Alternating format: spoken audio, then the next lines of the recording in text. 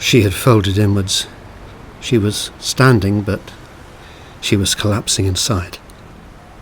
But I still went, like she asked.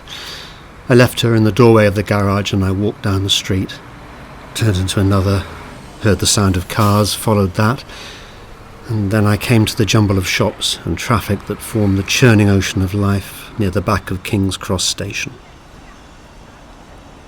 The air was full of dust and the sunlight was hot. The tearing, hammering sound of rebuilding was everywhere. It's the song of London, the city's in constant regeneration. It's a shark continually regrowing its teeth. The exposed edges of buildings snagged my vision where they struggled out of their plastic jellyfish wrapping. The nets around the scaffolding halted me in my stride and pulled me backwards into reality. It felt like being caught and bitten by something huge and then being ripped apart by grimy noise.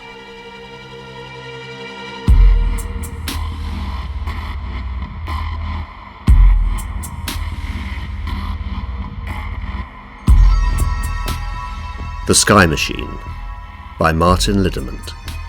Performed by Jennifer Bardsley and Martin Liddermont. Chapter 9. The Silver Wood.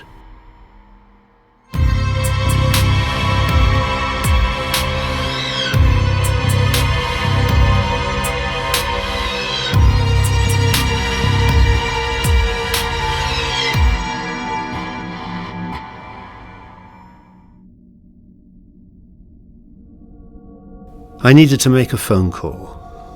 And if you can't get a working phone in the half square mile around King's Cross, you'd have to be in a sensory deprivation unit. So I went into a shop whose doorway was a rectangle of flashing red and blue lights, and whose interior colour scheme seemed to be predominantly fluorescent orange, and I chose a burner phone from a display that was a floor-to-ceiling mosaic of black and silver slabs. "Professor Varma," I said a few minutes later, sitting on a litter bin with one hand to my free ear trying to drown out the ambient noise. "Is that you, David?" she asked. "Is Ms. Lystrammer with you?" "Dr. Lystrammer," I replied. "And no, she isn't. Susan and I are no longer in any kind of contact." "So what is it, David?" asked Varma. "I think we have all been distracted," I said. There was silence from the other end. "I strongly recommend that you tell everyone involved to forget about the ideas that we discussed in Amsterdam," I said. "Be very sure to submit pre-access research plans to the appropriate Rock Governance Committee before conducting any work involving early weather satellite imaging. I'm talking 1960s and early 1970s. "Please explain," Varma said. "Thank you, Professor Varma," I replied, and I smashed the phone against the side of the black metal bin. I had asked the phone shop owner if there was an internet cafe in the area, especially one that might not seem obvious. He had looked at me suspiciously, but he gave me an address and directions. I found the shop, which said it was an English language education centre and overseas money transfer agency. Inside the entrance there was a steep wooden staircase beside the door to the office, and I went up that. I heard someone come out of the office and follow me, and I stopped on the landing. "Assalamu alaikum," I said to the young man standing on the stair below me. "Wa alaikum assalam," he replied. "Can I help you?" A few minutes later, I was sitting with a yogurt drink at a small table in a neat attic room. Two students were in the corner, busy at their own workstations. A large floor-mounted fan swept cool air over us. I tried to log into the Rock. Its minimalist green and grey homepage loaded up with no problems, but then, as I expected, when I went to the login page, I was still locked out. I was seeing the same verbose message as before. "We are sorry, but we are presently unable to authenticate your access to this resource. Please try again later." I thought for a moment, and then inserted the flash drive Susan had given me. The Rock's login page disappeared, and lines of code scrolled up the screen very fast. Then it went blank, apart from a small white cursor flashing in the top left-hand corner. I stared at that little retro blinking dash for a long time. Susan had said that Carl had sent her a final text that read, "Love you. Susan, run. Sky Machine." And she had run. She had run to me, wearing a wire and with a tale about governments and their sky machines. A tale that was almost out of this world. I believed it, finally. I believed I had been caught up in it accidentally, like Varma and Hendricks and Wills, and that it was nearly a fatal mistake because organisations as big and as ruthless as Helezon don't do things politely and reasonably. But then Susan had taken that tale and twisted it like a Rubik's Cube, and suddenly all its multicoloured faces were refusing to align, and I didn't like it. I wondered if this was how it felt if you're a brainwashed cult member confronted with the truth about your guru. The initial sense of disorientation and betrayal, and then the cold anger and the feelings of loneliness, abandonment. Love you. Susan, run. Sky Machine. Carl had only seconds to send his last words to his sister as they came for him. I imagined his fingers moving over the small screen while he was trying to get away. Something pale and deadly was at his heels or hammering on his door. No time even for commas or periods in the text. Susan hadn't shown it to me. She had told me what it said, or what she thought it said. I stared at the flashing dot for another long age before I put my hands on the keyboard and typed the one word, run. I pressed the return key. Enter password, said the screen. I drew a breath, held it, and typed, Sky Machine. For a moment, nothing happened. Then 3 numbered folders scrolled up the screen. When they stopped, I opened the first. It contained a long, single-column table of more than 1,000 image files. I opened one marked Composite. It was an animated sequence of weather satellite photos. A large number of them had been strung together to make a jerky, moving image. The picture zoomed in, the sequence repeated, and a red circle appeared center screen. Inside it, magnified to the point of graininess, a tiny, geometrically perfect spiral rotated within what should have been a perfectly normal altostratus cloud. From the level of magnification, I estimated the spiral was about 0.5 kilometre in diameter. I tried some of the other files at random. The same thing, only in still images this time. Only the cloud types changed. The perfect spirals hung in the atmosphere, calmly rotating where no object that size and shape could possibly be. I opened the second folder. It was another table. In the first column, the file names were the same as the ones I'd just been studying. The second column held geographic coordinates. They gave the location of the spirals, I assumed. The third folder opened a customized map showing what each coordinate referred to. Red circles were plotted across the globe with the majority over the UK and Brittany. I zoomed in, and I finally saw what Carl had found and had charted for us. I sat back and put my hands over my face. "Oh no," I whispered. "I don't need this." Each spiral had been lazily spinning over an ancient stone circle. After an hour looking through as many of the files as possible, I stopped. This was it then. This was the truth that had been hidden behind a massive untruth about cloud seeding and ionization arrays the size of mountain ranges. This was the reason Varma and the others had been made to think they had soiled their hands and stained their reputations by coming into contact with a conspiracy theory. This was why I had to believe that the rock concealed a scandalous story of international competition to turn the weather against whole populations. Why my career had to be wrecked. Why Susan Lystrammer and her group had to be marginalised and expelled, left as harmless, frightened idiots on the fringes of science. And why Carl Lystrammer had to disappear. We all knew too much, but we hadn't realised what it was that we knew. The sky machine was the key to a truth. It just wasn't the one I had expected. As if my thoughts had been read, the screen flashed once, and instead of the pictures I had been studying, a man was there, head and shoulders filling a video conferencing frame. He had pale eyes tinged with green and very light hair. I wasn't particularly surprised. In fact, I had thought they might have been faster than that. He looked frail to the point of sickness, but there was nothing weak about his stare or his voice, which spoke to me from the laptop's headphones. "Hello, Dr. Forrester," he said. "I'm not sure whether to say congratulations or commiserations. I leave it for you to decide.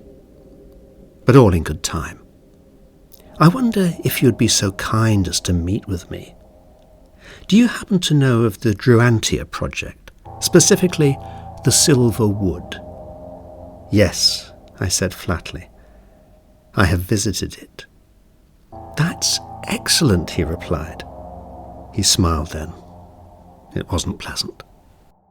"I'll see you there tomorrow morning," he said. "Early, if you don't mind. 5 a.m. The gates will be unlocked. I'm sure I don't need to give you any warnings or any assurances for that matter." "No," I said. "You don't need to do that." "Goodbye, Dr. Forrester," he said. The Druantia project occupies over 100 acres in the middle of a triangle of nondescript scrubland, bounded on one side by a dreary main road, the one that drags itself through the centre of England. It's a part of the world that seems dedicated to giving up. Wide, flat land edged with featureless hedges and bushes. It feels too much effort to move very far because everywhere looks the same, and what's the point? Grey sky, and fields that appear from above as though they've been boiled for hours, like cabbage in a saucepan. The houses clump optimistically into collections of red and brown shapes that aspire to be villages, but are always trying to break up and wander away to die alone. Small streams and culverts dissect the place, all of them meandering helplessly. Little stone arches sometimes let them flow off the land and escape under the road. Modern steel bridges try to staple the broken skin of the fields together where the waterways slice them open. Those long slashes bleed a dark reflection of the sky, and always seem to be brimming, eager to overflow and wash out soil that's already dead. There are few farms and no tourists. No one walks here for recreation. There are no sports played, no industries built. Only the cars and the lorries move, making haste to get through nowhere, their drivers feeling the oppressive weight of the dusty air, peering into a distance that always has a yellow tinge, an autumnal sear, no matter what the weather is doing or the time of the year. They put the Druantia experiment here because the land was cheap. The choice of location had an unexpected bonus of keeping all but the most interested visitors away from the site, which has a high perimeter fence and 2 porta cabins, one for security and maintenance people, one for transmitting equipment. It operates mostly unstaffed. Automated systems maintain it. Named for a mythological wood spirit, the project consists of 7,000 artificial trees, set in rank and file, regimented like soldiers on parade. Each tree is about 4 meters high.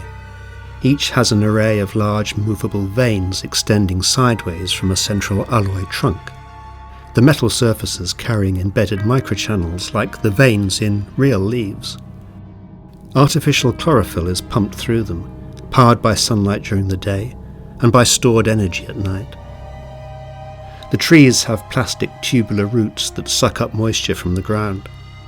Tall poles, set at regular intervals amongst the trees, carry monitoring equipment that operates at twice the height of the arrays to track carbon dioxide and oxygen levels in the surrounding atmosphere. Invisible laser light is threaded between the trees to do the same monitoring nearer the ground. The Durantia project attracted some attention when it was first built as a university scheme, but it was smaller then, and the trees were clumsy things assembled by students from a range of materials. Over the years it has been added to, and more funding has been secured, but because it operates so slowly, and because meaningful results accumulate very gradually over time, there has been little for the media to get interested in beyond the novel idea of an artificial wood. The journalists gave it a catchy name, the Silver Forest, and then when they learned how long it would be before they might actually get to write about some results, they moved on to other stories. The people who visit now are mostly scientists and the occasional photographer and filmmaker who see an opportunity to use the trees to create an otherworldly setting for a drama or a fashion shoot. You can just about see it from the road. There's a lighter shade to the sky, and sometimes the sun strikes sparks off the trunks and the veins, and they glitter like a distant string of lights that run and ripple, keeping pace with you as you drive. But there's no signage. You have to know where to turn off. It was very dark as I tried to find my way there. I missed the turning initially and found myself halfway down a rutted track leading to a collection of farm buildings before I noticed my mistake. I managed to do a U-turn without getting stuck and found the right gateway half a mile back down the road. The security barrier had been raised, which was why I missed it in the first place. I drove under the pole, and after half a mile I parked on the small tarmac area that the project used for cars. The trees were a dense mass of shapes behind the tall wire fence, and the main gate stood wide open. Lights were off in the two cabins, and he was standing in the middle of the central access roadway. Pale eyes, white hair, completely confident. I got out of the car and walked up to him. The sun was rising behind him, and his shadow lay long and sharp on the ground. "Come with me," he said, and he turned and set off into one of the rows of artificial trees.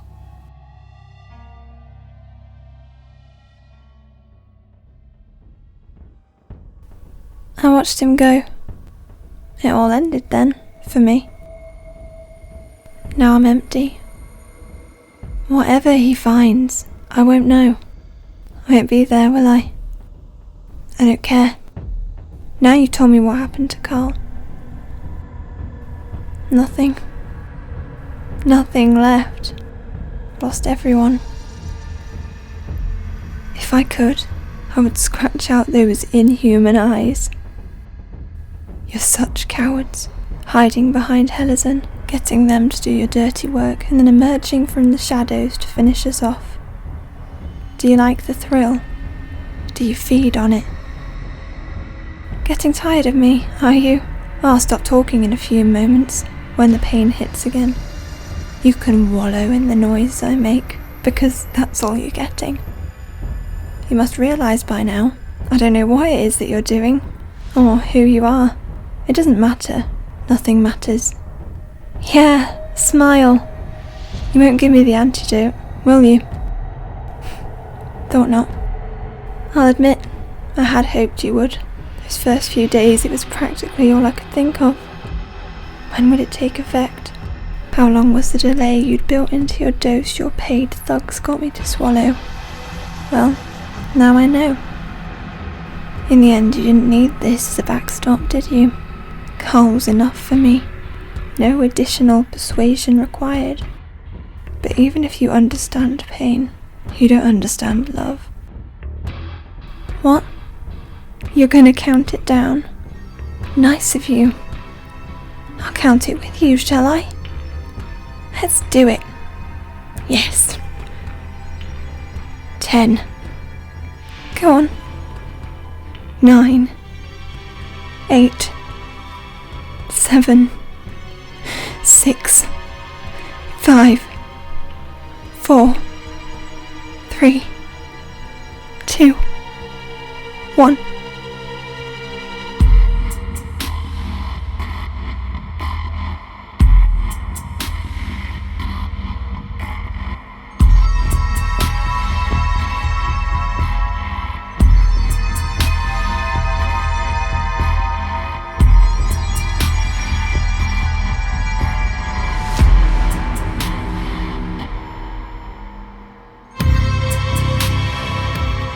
The Sky Machine is written and produced by Martin Lidderment. Performed by Jennifer Bardsley and Martin Lidderment. Music by Purple Planet Music, Daniel Birch and the Pangolins. Additional sounds by Strangely Gnarled on freesound.org.